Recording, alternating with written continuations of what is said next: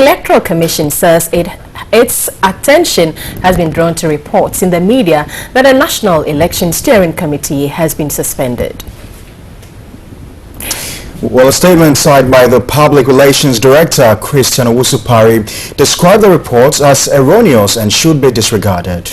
At the Inter-Party Advisory Committee IPAC meeting held yesterday, 19th February 2016, the Commission assured the stakeholders after persistent calls for the Commission to reconsider the setting up of the committee that it will meet and discuss the concerns raised and inform IPAC of its decision later.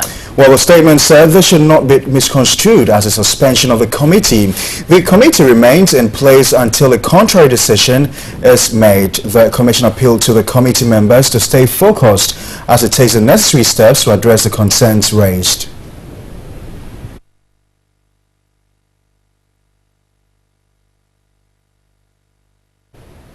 In other news, panelists on TV3 Current Affairs program Newspapers Review have described the failure of the Electoral Commission to consult is responsible for the confusion on the 18-member Election Steering Committee. A former Attorney General Ayikwe Otu, who was also on the program, insisted it is not needed.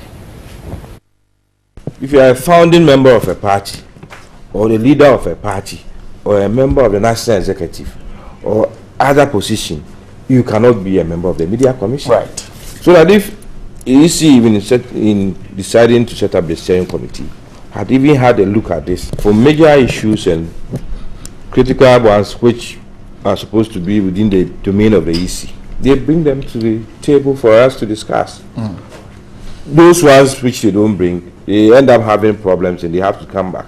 If I may chip in my little advice to the EC boss herself, it would be good to keep quiet a little bit. I think his media friendliness is also moving beyond a certain bounds, so it's weakening a lot of things for her. I think some of these positions usually is cut for people who speak very little and let their actions speak for them. Some have even raised questions as to the mandate of the electorate, and I think that these are legitimate questions if indeed people are raising them. Whatever the case is, the Electoral Commission is given a mandate to ensure that elections are conducted, and whatever they will do, as long as it is not illegal, whatever they will do that will ensure that we have smooth, fair and transparent elections, I don't have any problem at all with that. That you have an independent body charged with a constitutional mandate of organizing elections.